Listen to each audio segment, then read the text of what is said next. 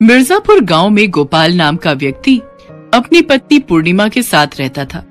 गांव में उसके काफी खेत थे, लेकिन चौराहे के बगल वाले उसके खेत में एक पीपल का पेड़ था जिस पर एक चुड़ैल रहती थी। सुना था वो चुड़ैल बहुत ही खतरनाक थी, जिसके डर से गोपाल और पूर्णिमा भी अपने खेत के उस टुकड़े पर खेती करने नहीं जाते थे। एक शाम गोपाल अपने दोस्त बिरजू के साथ चौपाल में बैठा होता है। दोनों वहां बैठकर बातें कर रहे होते हैं कि तभी जोर से आंधी और तूफान चलने लगते हैं। अरे, अभी तक तो मौसम बिल्कुल सही था, लेकिन अचानक से क्या हो गया? आंधी और तूफान एक साथ, चारों तरफ धूल ही धूल हो रही है, कुछ भी दिखाई नहीं दे रहा। बिल्कुल सही कहा तुमने, मौसम ने एकदम से करवट ली है। चलो जल्दी से घर चलते हैं, इससे पहले कि और तेज आंधी आए। सही कह रहे हो गोपाल भैया, जल्दी चलो, हमारे घर वालों को भी हमारी चिंता सता रही होगी। ये कहकर दोनों अपने अपने घर चले जाते हैं, लेकिन उस रात चल रही आंधी और तूफान थमने का नाम ही नहीं ले रहे थे। उसी आंधी और तूफान के कारण पीपल के पेड़ की एक डाल गिरकर गांव के आने जाने वाले रास्ते पर गिर जाती है। गांव वालों के लिए अस्पताल, स्कूल के लिए आने जाने का रास्ता बंद हो जाता है। अरे भैया, ये डाल तो बीच रास्ते में गिरकर हम आने जाने वालों का रास्ता बंद किए हुए है। तभी पड़ोस के गांव का हरीश कहता है, अरे हमारी बात मानो तो इस डाल को ही काट देते हैं ताकि आने जाने वालों के लिए रास्ता खुल जाए। तभी वहाँ गोपाल आता है और वो सोचते हुए अपने मन में कहता है, लोहा गर्म है बबुआ, हथौड़ा मार दे। फिर वो उन सब लोगों के पास जाता है और उनसे कहने लगता है, अरे ये डाल क्या, हम तो कहते हैं पूरा का पूरा पेड़ ही काट डालो ताकि भविष्य में हमें या हमारे बच्चों को इस तरह की मुसीबत का सामना ही ना करना पड़े। तभी बिरजू डरते हुए कहता है, वो बात तो ठीक है गोपाल भैया, लेकिन आप तो जानते हैं ना, इस पेड़ पर चुड़ैल का कब्जा है। रात को जब वो आएगी तो अपना पेड़ ना पाकर काफी नाराज होगी। अरे तुम लोग इतना डरते क्यों हो? अरे भाई एक बात बताओ, जब ये पेड़ ही नहीं रहेगा तो क्या हम लोगों के सर पर आकर बैठेगी वो चुड़ैल? हैं? तुम लोग भी बिल्कुल चिंता मत करो भैया, हैं? वो मेरा पेड़ है और मेरे खेत पर है, मैं सब संभाल लूंगा, ठीक है? अब तो तुम लोग बस इस पेड़ को काट डालो बस। फिर गोपाल की बात मानकर सभी गांव वाले उस पेड़ को काटने में लग जाते हैं। गोपाल मनी मन पेड़ के हट जाने से बहुत खुश हो रहा था और घर जाकर अपनी पत्नी पूर्णिमा को ये बात बताता है। आपको ऐसा नहीं करना चाहिए था जी, वो उस चुड़ैल का घर था और अगर कहीं वो नाराज हो गई तो?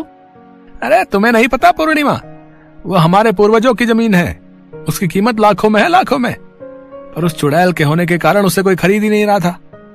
अब तो हम भी लखपति बन जाएंगे और तुम लखपत्नी। पूर्णिमा गोपाल की बात सुनकर चुप हो जाती है, लेकिन अंदर ही अंदर उसे चुड़ैल का खौफ सताया जा रहा था। रात को जब वो चुड़ैल वापस अपने पेड़ पर आती है तो गुस्से में कहती है, इन कमबख्तों ने मेरे घर के टुकड़े टुकड़े कर दिए, इन्हें इसकी कीमत चुकानी होगी, अब मैं इन गांव वालों को छोड़ूंगी नहीं। ये कहकर चुड़ैल वहाँ से गायब हो जाती है। अगले दिन सवेरे बिरजू गोपाल से मिलता है तो कहता है, अरे गोपाल भैया, आपसे ज्यादा शातिर इंसान तो मैंने कहीं नहीं देखा। एक तीर से दो निशाने कर दिए आपने, चुड़ैल को भी हटा दिया और अपनी जमीन भी ठीक करवा ली, और वो भी गांव वालों की मेहनत से। वाह भाई वाह, मान गए उस्ताद आपको। फिर गोपाल और बिरजू अपने अपने काम के लिए निकल जाते हैं। ऐसे ही कुछ दिन बीत जाते हैं। एक दिन बिरजू के सिर में बहुत तेज दर्द होने लगता है, साथ ही उसकी आंखें भी लाल हो जाती हैं। हाय, मेरा सर फटा जा रहा है, बहुत तेज दर्द हो रहा है, कोई तो बचाओ मुझे, अरे कोई मेरे गोपाल भैया को तो बुला लो। गोपाल को जैसे ही बिरजू की हालत का पता चलता है, वो भागता हुआ आता है। उसे देख बिरजू जोर जोर से रोने लगता है।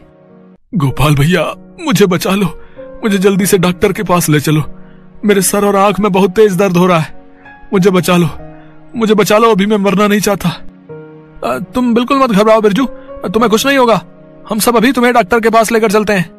गोपाल और गांव वाले बिरजू को डॉक्टर के पास ले जाते हैं। डॉक्टर बिरजू का चेकअप करता है और फिर कहता है, इसको तो ब्लैक फंगस हो गई है, ये बहुत कम लोगों में होती है। वैसे तो ये धीरे धीरे अपना असर दिखाती है, लेकिन बिरजू के केस में ये पूरी तरह फैल चुकी है और अब इसका बच पाना मुश्किल है। ये क्या हो गया डॉक्टर, क्या इस बीमारी का कोई इलाज नहीं? इलाज तो है, पर उसके लिए तुम्हें इसे शहर के बड़े अस्पताल लेकर जाना होगा। इसे जल्दी से जल्दी लेकर जाओ, इसके अंदर ये बीमारी बहुत तेजी से फैल रही है, मुझे तो इसका बच पाना मुश्किल लग रहा है। डॉक्टर ये कह ही रहा होता है कि तभी बिरजू की मौत हो जाती है और उसकी आंख और नाक से काला पानी बहने लगता है। ये क्या हो गया मेरे दोस्त? फिर वो डॉक्टर से पूछता है, डॉक्टर साहब, ये इसकी आंखों और नाक से काला पानी क्या बह रहा है? यही ब्लैक फंगस है। ये शरीर के जिस हिस्से में आ जाती है, दीमक की तरह उस हिस्से को कुरेद कुरेद कर खा जाती है। पर ये बीमारी अपने गांव में तो पता नहीं कहां से आई। इससे पहले तो ये कभी नहीं हुई। खैर, अब तुम इनकी लाश को ले जाओ। इसके बाद गोपाल और गांव वाले मिलकर बिरजू का अंतिम संस्कार कर देते हैं। कुछ दिन बाद दूसरे गांव के हरीश को भी वैसे ही लक्षण होने लगे थे जैसे बिरजू को हुए थे। ओह, मेरी आंखों और सर में भी बहुत तेज दर्द हो रहा भैया। ये दर्द बर्दाश्त से बाहर हो रहा भैया। ऐसा कहते ही कुछ ही देर में हरीश भी अपने प्राण त्याग देता है। उसी रात चुड़ैल गांव में वापस आती है और बोलती है, अभी तो सिर्फ कुछ ही लाशें उठी हैं, बस इतने में ही घबरा गए। तुम लोगों ने मेरा घर तोड़कर ठीक नहीं किया। अब तो मैं इस गांव को खंडहर बनाकर छोड़ूंगी। ऐसे ही धीरे धीरे कुछ और लोगों की भी इस बीमारी से मौतें होने लग जाती हैं। ये देख गांव के लोग खौफ में आ जाते हैं। सभी गांव वाले एक जगह इकट्ठा होकर इस बात पर चर्चा करते हैं। अरे भैया, जिस तरह इस गांव में ब्लैक फंगस से मौत हो रही है, मुझे तो लगता है धीरे धीरे ये गांव ही खत्म हो जाएगा। हम लोगों को जल्दी ही इसके बारे में कुछ करना होगा भैया। लेकिन हम कर भी क्या सकते हैं भैया? इस भयंकर बीमारी को देखकर तो डॉक्टर भी कुछ नहीं कर पा रहे। सबकी बातें सुनने के बाद गांव का मुखिया कहता है, मुझे लगता है अब हम लोगों को डॉक्टर की नहीं बल्कि एक अच्छे तांत्रिक की मदद की जरूरत है, ताकि हम सबको ये पता तो चल जाए कि आखिरकार ये सब क्या हो रहा है। कहीं किसी चुड़ैल या भूत का चक्कर तो नहीं है। सभी गांव वाले भी मुखिया की बात से सहमत हो जाते हैं। फिर एक तांत्रिक को बुलाया जाता है। गांव में आकर तांत्रिक ध्यान लगाने बैठ जाता है। थोड़ी देर बाद आंखें खोलकर घबराकर कहता है, गांव वालों, तुम लोगों ने उस चुड़ैल का घर तोड़कर अच्छा नहीं किया। तुम लोगों को वो पीपल का पेड़ नहीं काटना चाहिए था। उस पेड़ पर रहने वाली चुड़ैल ने ही इस बीमारी को फैलाया है। लेकिन तांत्रिक बाबा, हमने तो उस पेड़ को गांव वालों की सुविधा के लिए हटाया था, ताकि आने जाने वाला रास्ता न रुके, और अगर वो पेड़ कट जाएगा तो हमें उस चुड़ैल से भी छुटकारा मिल जाएगा।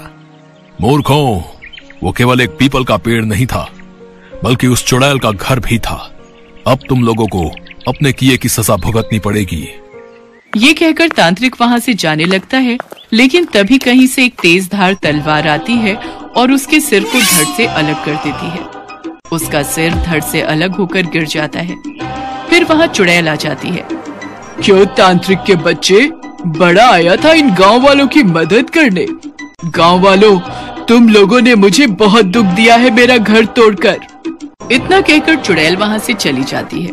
वहीं भीड़ में खड़ा गोपाल सब सुन रहा होता है और वो बहुत डर जाता है।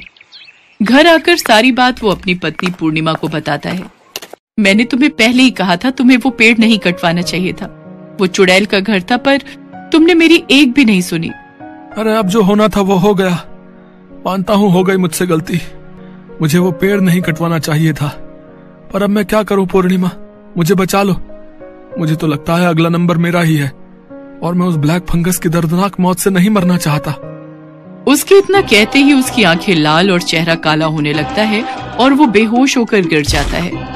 ये देखकर पूर्णिमा बहुत डर जाती है और कहती है, अपने रहते मैं तुम्हें कुछ नहीं होने दूंगी गोपाल। कुछ भी हो जाए पर मैं तुम्हें मरने नहीं दूंगी। ऐसा कहकर पूर्णिमा उस जगह पर पहुंचती है जहां पीपल का पेड़ था और जोर जोर से चुड़ैल को पुकारने लगती है। चुड़ैल, अरे ओ चुड़ैल बहन, कहाँ हो तुम? जल्दी से बाहर आओ, मैं तुमसे मिलना चाहती हूँ। तो तू है जो मुझे तब से आवाज लगा रही है और मुझसे डर भी नहीं रही। जब बात अपनी सुहाग की आती है तो कोई भी औरत किसी भी चीज से नहीं डरती। तुम मेरे सुहाग की जान बख्श दो। पहले ही काफी सुहागिनों की मांग तुम उजाड़ चुकी हो। मैं मानती हूँ कि गांव वालों को ऐसा नहीं करना चाहिए था।